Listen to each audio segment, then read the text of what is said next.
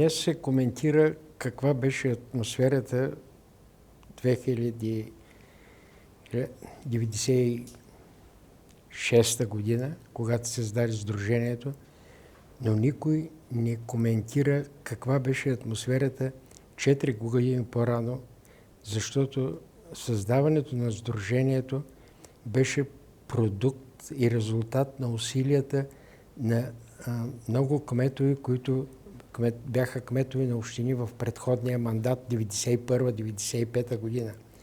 Там имаше още на втората година след местните избори и 1992-1993 година се установи и се разбра, че трябва да има диалог с централната власт, че някой трябва да води този диалог. Затова бяха и няколко срещи, които бяха направени през годините, през 1993 година с правителството на Любен Беров, през 1995 година с правителството на Жан Виденов. И трябва да кажем, че реалната, истинската работа за създаването на Сдружението започна след една голяма среща на премиера Жан Виденов през 1995 година в Министерския съвет, на която присъстваха около 100 кмета на най-големите общини в България. Там се дискутира в продължение на много часове какво трябва да бъде взаимодействието и отношението между централната и местна власт, и тогава централната власт, правителството, пое ангажимент да внесе съответните промени в Закона за местното самоуправление, които да гарантират учредяването и функциите на Националното сдружение на общините. Там беше избрана работна група, която заедно с Министерския съвет да внесе тези промени в закона, които да създадат предпоставките за изграждането, а инициативната група дойде по-късно, когато вече имаше основа, върху която да се създаде Националното сдружение.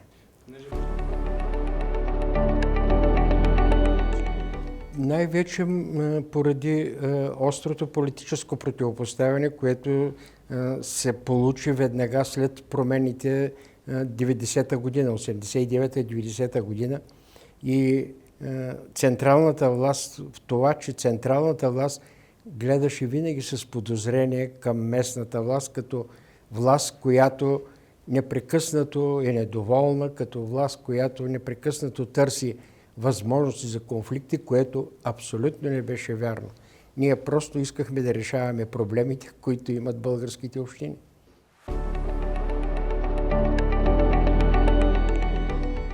Много бяха проблемите, които трябваше да се реши, но най-важното, което беше да започнем реален диалог с централната власт, да започнем реален диалог и с законодателната власт, да започнем изграждането на тези елементи на местното самоуправление, тези структури, които укрепват местното самоуправление, регионалните асоциации на общините.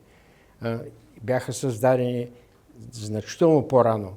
Бяха създадени Родопската асоциация на общините, Дунавската асоциация на общините, Черноморската. Така че това бяха първите реални стъпки да започнем диалог с централната власт и с правителството.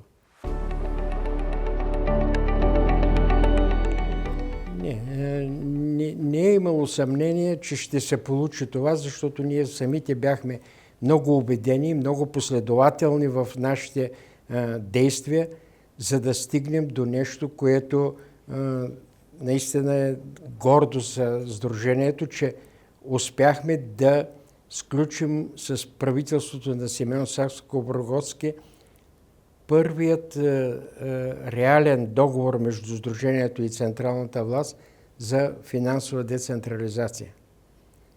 Коя година се случва?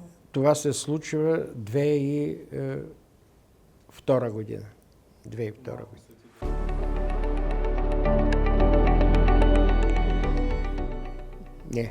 Не смятам, че беше трудно. По-скоро беше технически проблем да се установи контакт с всяка една община, да се убеди всяка една община, че това е сдружението, което може да защитава нейните интереси, защото вие знаете, че и в самите общински съвети, в общините също има общински съветници, също участието в Националното сдружение на общините на една община трябва да мине през решение на Общинския съвет. Там също има някакъв тип съмнение, че може да е политическа организация или че нещо друго, но тези неща бяха преодолени.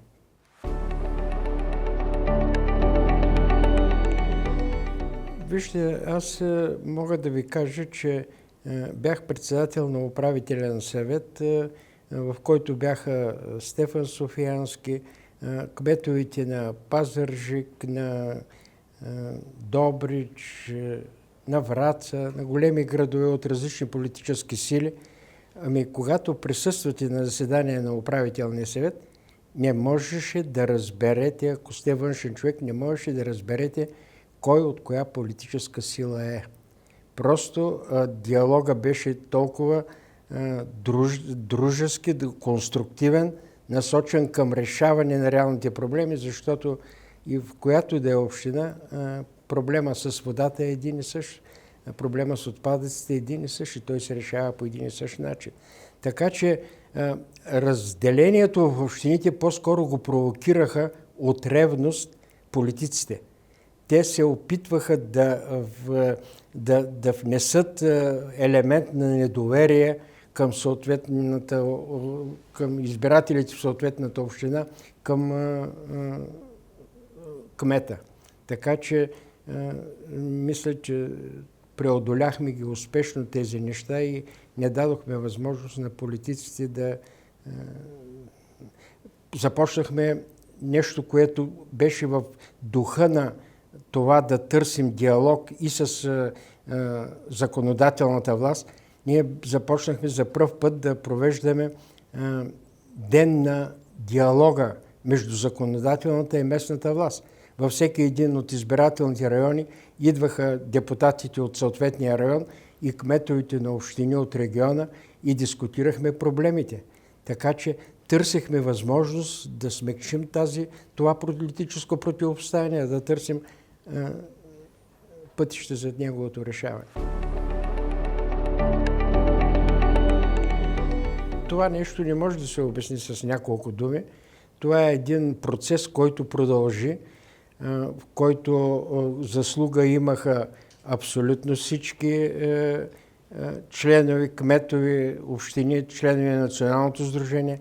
Значение и принос имаше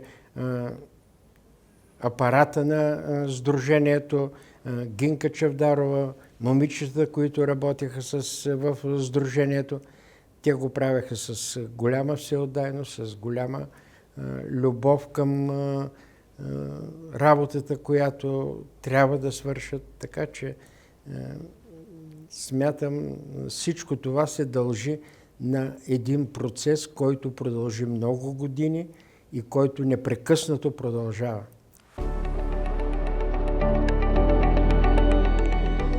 Може би договора за децентрализация, може би, аз ви го казах това преди малко, че когато присъствате на заседание на управителния съвет, никога не може да разберете кой от коя политическа сила е. Какво по-добро решение от това да седнете и да коментирате и да обсъждате проблемите на общините.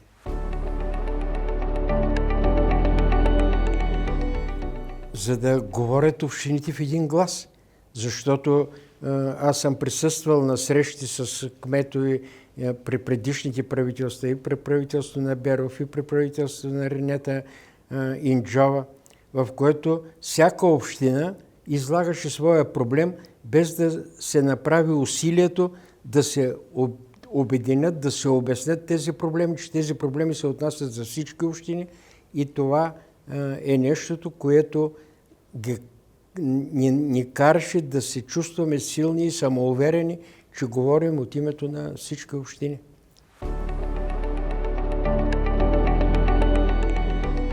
Властта е проверка на характера. Смятам, че когато са на власт, трябва много да помагат и много да прощават. Много е силно и много е точно. То е казано много добре.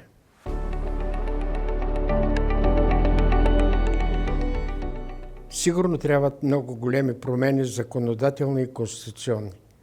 Но това е въпрос на един много сериозен разговор, на един много сериозен диалог между всичките власти в България. Това не е нещо, което може да се реши от днес за утре. Но при всички положения има развитие напред, а това развитие трябва да бъде подкрепено и със съответните промени. Все така да бъде гласът на българските общини.